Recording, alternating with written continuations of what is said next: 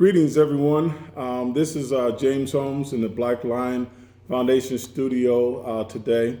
And our featured guest today is Victor Wiley. And I'm very grateful for Victor to come to join us today. And this is important to me, and it's important to our foundation. Victor is the leading salesperson, as far as I know and am concerned, in the state of Minnesota, but is definitely documented within the Luther organization. They have 37 auto dealerships, and of all 37 auto dealerships, Victor is the top salesperson and has been for several years. You can see what he looks like, young man, and is particularly profound for our young mentorship group. Luther Foundation actually supported Black Lion with a career fair back on August 27th, and Victor was there, and I can't help but to remember the reaction of some of our young men when they saw Victor, and it's like, wow, yeah, he looks like me. Yeah. He looks like me. So without further ado, Victor, if you would, maybe just kind of start us off, give us a little bit of your background story, please. Well, came from Chicago. That was kind of my stomping grounds, and I wanted to change my life and really make a big turnaround. Never think I was gonna make a turnaround in Minnesota, but God ordered my steps to Minnesota, and I'm super blessed to be here. Was working at Wendy's when I first started here, and I went from LA Fitness to Wendy's. That was a big transition for me, but I had to really know that it was something big in store, making that transition. Went from Wendy's to Jets Pizza to Experience Fitness, and got referred from actually the GM from Experience Fitness, and he was like, man, you just good, man, you too good. I think you do well in the car business. I'm like, nah, I don't think I do well in the car business. I never did the car business, so that wasn't my field. I mean, I thought that fitness was my field for the rest of my life, but God had another plan, and it ended up being the best thing that I could ever have, working at the Luther Automotive Group. So, yeah, that's kind of my beginning story, and then, I got more stories to come on once we go through this interview. Whatever you want to know, I'm going to give them to him, James. So, Victor, tell us, generally speaking, through the years and through the months, about how many vehicles do you average selling? Monthly, my average sale is 47.5. Did you guys get that? 47 and a half. That's almost 50 cars a month by one person. And I will tell you, generally, if a person will sell 12 to 15 cars per month, they can make a good living. They really can. They can make a good living and support their families. Matter of fact, if you sell 12 to 15 cars, there's no reason why you shouldn't make $80,000 a year. Wouldn't you say that? Without going into too many details, can you just give us a general ballpark of where you are as Six far as figures, that goes? man. Six figures. Put it like that. Yeah, let's put it to this way: it's six figures multiplied several times, and so we'll just leave that right at that. So, Victor, I know that you've had your challenges along the way, although you are just knocking the ball over the fence. We know that, but everything just wasn't paved for you in just a smooth road. Do you want to share any of that? Yeah. Well, in my beginnings, obviously, I told you guys I never thought I would be in the car business. So my interview process was kind of the faith starting process of me knowing that it wasn't going to be easy. But nothing was easy in my life. I come from that background where, I'm just a special individual where I had to fight through, and I actually got through it. But in my beginning stage in the car business, met five individuals as far as my managers who I'm with today, and two of them didn't make me think that I was actually going to make it, Just their approach of an interview process, I didn't think that it was possible that you can even do an interview like that, but that's just that's their style of how they get down. And, if you let people throw you off by their faces, man, you ain't going to make it in their life, because some people just going to look at you however they look at you, have their own perception, but it wasn't based on their perception. I knew I was determined to be there, but that was my starting point. Going into that, used to go to training. This is when the Luther Automotive Group had a training session for the new people, and we had training for I think 5 weeks, and I was the only African American in the training, so it was kind of different, for other people. Not for me. I'm cool regardless, but it was different just because I never sold cars before. A couple of other people were in the business already, so they kind of already knew how to sell cars. And when they found out I didn't know anything about cars, the first thing they would do is speak something negative and say, well, they're going to skate you the first day you walk in. You won't make it past 90 days. And, throwing all these bad seeds out there. Explain to our audience what you mean by skating. Okay, so skating is stealing a deal from somebody. If you have a person that's in there, they'll take the deal from you because you're a rookie. You ain't nobody. You don't know how to work the deal. That type of aspect. And, if you let that stuff define your life, man, I wouldn't have made it past training because they were telling me that in training. Matter of fact, they would team up in training, and it was 12 of us. It was my one person, and there was 11 people on the other side. I mean, I was going through it in my beginning stage, so I know what it felt like to be the odds. I know what it felt like to be the despised. I went through it, and I still go through it, but I know how to fight now. I know how to approach my situation differently because I had it at that small level. But needless to say, those people didn't make it in the car business. They actually were gone in 90 days. And I was the one that actually, lasted out of the fight. So, my thing to anybody that's out there that's looking to, become a better person, it's not going to be easy. But as long as you approach it with the right perspective, you can always know that your outcome will be greater than what it looked like. Absolutely. I actually spent, before I retired from working in the corporate world and started working for myself and for the people, I spent some time working with Victor, and I can tell you from a seat where I'm actually spectating and working with them, it was impactful to me, and I really just enjoyed it. I enjoyed just seeing a young person be the leader of the pack, be truly in the top 1%, and I think that it's important for him to be here today because I think it's important for our young people to know that, it wasn't that many years ago that Victor was basically in the same situation as so many other people. Yeah. But one of the things that I noticed about you, Victor, is I noticed your tenacity and I noticed your work ethic. Yeah. Do you want to speak on that? Well, yes, of course. That was a major part in my transition from where I come from. I grew up with grandma and, the stepmamas and the aunties and all the people that took care of us because of our background. So I grew up with honor, regardless if it was dysfunctional or not.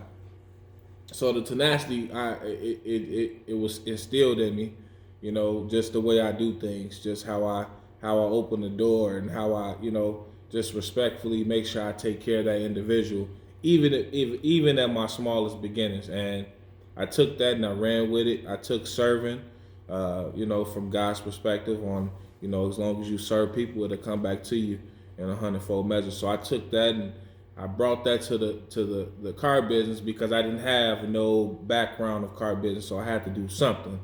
And I'm like, what, if I can approach this thing, from a different perspective, I think this will work out for me. So, just knowing that, first of all, I'm a winner.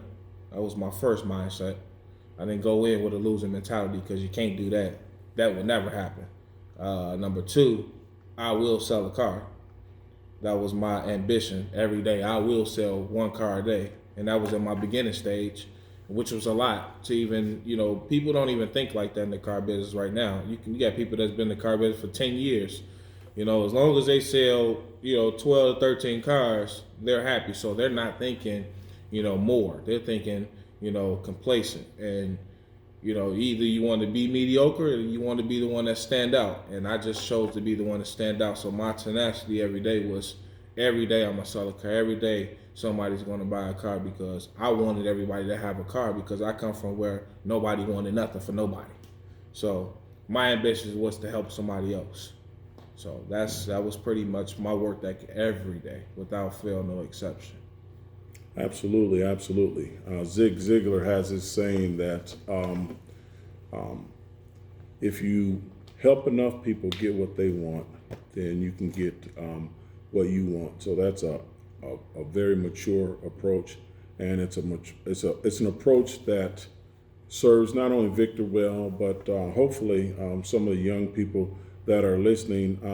And a lot of the things that we talk about in several of our presentations, you can see a lot of the underlying themes are very similar as far as just the work ethic, the tenacity, the self-confidence, and things like that. And different people verbalize it differently, but in the end, wouldn't you say, Victor, that it's pretty much the same things? Actually, it's just basically how you manifest it and how you creatively use that. That's correct. Would you agree with that? I agree with that. Now, something else that I believe in, and I know Victor does too, because I peeped him on this, is that I am a strong believer in the power of the subconscious. And you can word that however you want to word it. But through all of my studies, I have found that this is one of the things that science and religion agree on is the power of the subconscious mind. In other words, if you really believe in it, okay, then you can make it reality. That is an absolute fact. And a part of that is, I know as Victor, you have a vision board where you actually have a picture of something that you are aspiring for and so forth, to where you see on a daily basis. Do you want to share that with us? Yeah. So when I first started, I bring that back to, like I said, I never knew anything about the business. Let's go back a little bit. In training, how I got the vision of what I'm talking about, Keith Patrick was one of my trainees, including Matt. And Keith one day said, "Do you believe that you can sell 30 cars?" He just randomly just asked this question. And obviously, we're new people. So people were like, no. And I'm like, can we do it? I'm asking a question. I'm not saying I can't do it, because I never say I can't. But I'm really asking a genuine question, because you're in the car business. I'm like, can we do that? Is that possible? Is that legal? It's like, you can sell as many cars as you want. You can sell a car a day. And I'm like, and I would never forget my face expression when he wrote down 30 cars.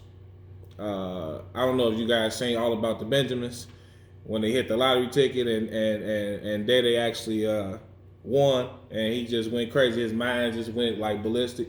That's how it was when I seen that you could sell 30 cars in the car business. And from there, you couldn't tell me anything. And that, mind you, I wasn't even at the car business. I was in training. So this vision came from training, and I took it to the car business. And once I stepped foot in the door, it was lights, camera, action. It was over with. You couldn't tell me nothing. But it started with a vision, because you got to write the vision down. Whatever you expect and do, you have to write it down first. And as long as you keep seeing it, and keep seeing it, and keep seeing it, and keep saying it, it's going to become a living reality, whether it's negative or positive, because that's how powerful your words are. Absolutely. One of the things that Victor and we were talking about off the camera, and one of my mentors is actually Jesse Jackson, and he used to have this phrase, just keep hope alive, just keep hope alive. And, it got to where some people try to, marginalize it. But to me, that's absolutely significant with our young people, because so many opportunities have been closed off to them. And consequently, some of our young people have chosen the route of working in what I call our alternative economy of just gangs and drugs and dysfunctional things like that, largely because the lack of opportunity and a lack of hope. And I know a lot of that is part of self-confidence. Yeah. And Victor, we can see that you're a confident young man, but I am certain that confidence has had to stand up to many assaults. Yeah, definitely. Do you want to address that? Yeah, of course. First of all, I would never take the credit for my confidence. Everybody got their own personal and perspective of confidence. My confidence comes from Jesus Christ. I mean, that's just where it comes from. I was never a leader. Back in my day, I was always a follower. So I come from nothing. So, the self-confidence I had back in the day was nowhere near where I am today. But it was something that was already on the inside of me that had to be stirred up. So, I just give glory to that. And when it comes down to having self-confidence in your fight, especially in the car business, you really got to understand, like, especially when you at a open type of dealership where it's different, races in there. You got to understand, you got to have the right perspective towards that situation alone, or you will be thrown off, because we always the odds. That's facts. But you can change those by having the right perspective and, building a bridge and not throwing rocks back at them. But later on, letting them walk behind you and letting them know that you was always the person that they was actually accusing you to be. And that's what caused me to stay, true to what I know, because at the end of the day, I'm a solid individual. I just, the things that I didn't know, I might have made mistakes based on what I was taught. It was never something that I knew, because if it was something that I knew, I'm gonna do it. And I use that to my advantage, even with my peers, letting them know, like, the only reason I'm not doing it the way you want me to do is because you haven't taught me. I come from dysfunctional, so I was taught visually. I didn't know how to read. I didn't go to high school, so you can't teach me by the world's way. I need to learn by visual. So if you say ABC, I'm gonna do ABC. So if ABC ain't getting done, you can't get mad at me. You got to check yourself. And it actually worked out, because just from a dealership standpoint, it's all about, profit. And at first, I wasn't about profit because I didn't know about profit. And it's a misguided expectation for you to try to, hold me to something that you're not teaching me as a leader. That's where leadership actually comes into play. That's where coaches come into place. And many assaults came where it's all about me and I'm selfish and blah, blah, blah. And I'm like, okay, well, after y'all done with all that, you got to check yourself, because at the end of the day, anything you ever asked me to do, I've done it. You told me to sell cars, I sell cars to the max. You told me to do it this way, I'm going to do it to the max. So let's really find out what the real problem is. And then once we got to the root of the problem, it was leadership. And that's what's held me, and it's actually built my confidence, because I'm not a prideful guy. I'm gonna hold myself accountable just as well as I'm gonna hold you accountable, and I'm gonna humble myself if I got to. But many times I knew that I wasn't doing it, was innocent, and we just got to the point where it was like, okay, we got to fix this. So my confidence was built by going through the fight, knowing that I'm doing the right thing, and coming out on top and victorious. So Victor, I consider you, and I think anyone who is come across you in their path will definitely consider you what we call a 1%er. So that's not for everybody. But at the same time, that's not meant to be a discouragement. Correct. For people either. Even though you're a 1%er, wouldn't you agree that pretty much all of us, if we properly applied ourselves, could do great things? 100%. 100%. That's, before I was a 1%er, I was that person. I didn't have, and I'm still learning. I tell people every day, I tell my peers, I tell the people that know me, I have people that walk up to me like, man, I heard about you. And I tell them every day, man, I'm still learning. I've only been in the car business for 6.5 years, but it's only because of the goodness of God that caused me to, do things beyond my training. Who can really do things in a successful way in the timely that I did is not me at all. I can never take credit for that. But I'm super thankful because, God always wants to use the despised to bring shame to the people that think they got it all together, just so he can get the glory for it. So, that's why you qualify. That's why I qualify. That's why James qualified, because at the end of the day, they count us out based on what they think, but it's not what people think, it's what he thinks. And that's what makes the difference. And it actually shows in your performance. So you would think, like, I went to school for this.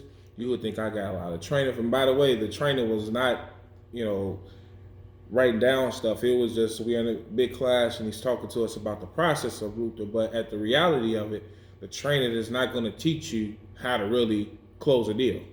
You know, you're not getting that type of training. It was just more so giving you a background history of how Luther does business, the integrity of the stores, and, you know, so forth from that. So when I look back at it, you know, a lot of people try to take credit for the success. So then I come back, if we go back to that question that we just went back to, James, about the, what was it, the Self-confidence. the self-confidence came through assaults. You know, many people try to take credit for the, you know, the success, but then I brought it back to them, and that's where self-confidence came in at. Because I'm like, hold on, if you're gonna make me successful, then that means you're favoring me over other people. So that means you don't care about the other 20 salespeople, and you just want to give me all the credit. Not so. I can hold you up to that and say that, you know, you're lying, because that's not going to happen. Because at the end of the day, if you're going to favor me out of all these people, then I should just let them know that they don't have hope, and they might as well go home, because you only care about what I do. And that wasn't the case. They couldn't take credit for that. You know, it was really the grace of God in my life, and it was really me going through the fights. See, it was the fights that built me up. It wasn't the, you know, where I am today, because I wouldn't be where I am today if I didn't go through the fight. You got to go through the valley, you know, but how you go through the valley, how you come through is what your outcome going to be in a reality. So I'm super thankful for my fights. You know, it wasn't easy. I cried. I'm not going to sit here and tell you I didn't. I cried. I used to walk out the dealership and just cry, man. My dad would be right there, like, man, look, I need you to hold me, because I'm about to go in there and it's about to go down. But I had to have enough in me, you know, the God in me to just be like, nope, I'm going to forgive and I'm going to move on. But, you know, you got to go through it, because it's helping you become who you truly become to be. It's about who you're becoming, not who you already been, because your past don't mean nothing. It's about your future. Absolutely, absolutely. I think in many circumstances, there are long-term advantages to actually going through some rain. We appreciate that sunshine more. I think that it makes us more compassionate. I'm not going to sit here and say the road was paved easy for me the whole time either. No, it wasn't. No, it wasn't. But you know, we stuck with it, and we're paying it forward now. Victor and myself. So I'm always available, and I think I can count on Victor too. You know, any young people want to spend more time with us, we're happy to pour into you. I'm not hard to find. You see my phone number right behind you. blacklionfoundation.com is, you know, anybody can access that and see what we're doing. But one of our main missions is that we want to try to have as many of our young people as possible to continue to be hopeful and to maintain, you know, their positivity, so that we can work with them and they can work with themselves and go from here to there. Like Vince Lombardi said, is what we're doing is we're on a path to perfection, and along the path we're going to pick up excellence. So Victor is about that. Black Lion is about that. So Victor, we've talked about philosophical approaches. We've talked about work ethic, tenacity, mental approaches, and even petitioning our subconscious to assist us also. But at the same time, there's still a daily grind involved. So just give us an example, a true example of, you know, when your day starts, when it's over, and the type of effort involved, and how often do you have to do that, and so forth. I mean, can we just snap a finger and make it happen? No. Okay. No. My beginnings to now is totally different. How I was in the beginning, you wouldn't stand a chance, because I was riding off an edge. I had nothing. I wanted something, and every day I did it regardless of how anybody else felt. So going in, I was a cutting edge. It was, you ain't gonna be able to beat me. It's over. You know, you got to have the mentality of a lion. You got to be dominant. Like, you can't let nobody come in making themselves think that they're not gonna buy a car. That's how I was. But it was in a serving manner. It wasn't in a strong, aggressive, I was scared of people off. It was like, you get in the car. And you'll get a car because I'm gonna make sure you get a nice deal. Because I was all about discount. That's just how I was, you know, in my beginning stage.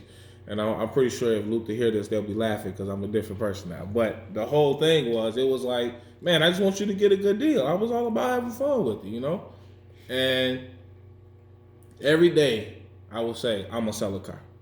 I kept speaking it. It's all about your words. What time does your typical day start? What time does your typical day end? In my beginning stage, when I first started, I was there at 9 o'clock. And I'll be there till 9 o'clock.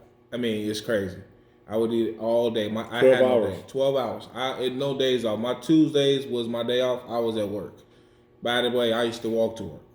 Rain, sleep, snow. Please tell us about that. Yes, I used to walk to work. Like I said, I come from Chicago, come from nothing. When I came up here, just because I gave my life to Christ, that don't mean I was going to have a harvest waiting for me at the door. No, I had to put forth faith actions to get what I was expecting. So I walked to work. I didn't have a house. I stayed with my dad at the time being. I didn't have no money. I didn't have a wife. I didn't have kids. I didn't have anything. All I had was faith. And I had an action, and I wanted to put forth it. And I used to walk down Brooklyn Boulevard every day thanking God for my new car, for my new home. And, man, I'm telling you, it's a reality now. But I had to do something about that. You know, you can't just sit back, listen to this message, and then don't do nothing. You got to take everything that me and James saying and put it forth to practice, because that's what it's all about. And what God makes happen for one, he must make happen for somebody else. It's all about repetitions doing. I just want to give back what was taught to me. I will never keep it. That's a stingy person. You know, what happens for me can happen for you as long as you do the same thing I did. If you don't do the same thing I do, you can't expect the same results. Period, point blank. Mm-hmm. My wife coined this phrase. You guys, maybe some of you have seen it in a previous Black Lion YouTube presentation. She calls it passionate persistence, is what she calls it. And for those that know my wife, she's, as far as I'm concerned, one of the top attorneys in the state of Minnesota, little 5'3", just ball of dynamite. and I'll tell you, that's why I like being around Victor, is he reminds me so much of her, maybe in a younger male version, that passionate persistence. But let me tell you a little story about Victor and his persistence. Is that he's in sales, and I was a finance manager for Luther previously. And so basically what I did was I helped arrange a lot of the financing for our clients and things like that. And I've been doing it a long time. And personally, the way that I felt about myself is I felt, whether it was correct or not, is that nobody worked harder than me to get loans approved. That's how I felt. I felt like no one worked harder than me to get loans approved for our clients. I felt that way. And so sometimes one bank would say no, and you call another one. And another bank say no, and you call another one. And so this guy here, I remember having some deals where I went through that process, and I had 6 or 7 banks say no. Yep. And this is true story. And he would come back, and he would lay it down, and go, "We need to try harder." and I'm like, wait a minute, young buck. Don't you know I'm supposed to be the man? You're just training to be the man, all right? Man. Don't you know that? And we did. We did have some Christian head bumpings, all in love. But in the end, the point is that he's a lot younger than me, probably half my age. but he still pushed me, even though I thought I was all that. Okay, even though I thought I was all of that, he still pushed me to just try one more time, try a little harder. You know, the difference between 211 degrees and 212 degrees is the point of steaming. At 211, you just have hot water. At 212, you have steam that can power a locomotive. So the point here is everybody can just be tenacious enough to just try one more time, try a little bit harder, and don't ever get so full of ourselves to think that, one, we can't learn from somebody, and two, we can't push it a little bit more. I mean, if I heard it once, I heard it 100 times. We got to push it. We got to push it. We got to push it. We can't take no for an answer. And that's really a microcosm of life. So, in closing, Victor, do you have any parting words for our young aspiring people out there? I do. First of all, just so you can know, to give you hope, the outcome was we got a deal. That bank ended up doing the deal. You know why? Because at the end of the day, we tried another time. We didn't let their answer, what they thought, because you got to understand, first of all, they're human. They can be on the other side twiddling their fingers and not probably caring about the deal. Let's figure out a way to get around. Let's go to somebody else. But at the end of the day, we got to be willing to go out our way to do more than what's expected. That's what it's all about. And if I can do it, and I just told you, I come from nothing. I come from straight poverty. If I can do it and come out on top, you can do it. You just got to do the necessary steps, which is first having a winning mindset, knowing that you can do it, seeing yourself doing it. You got to see yourself doing it.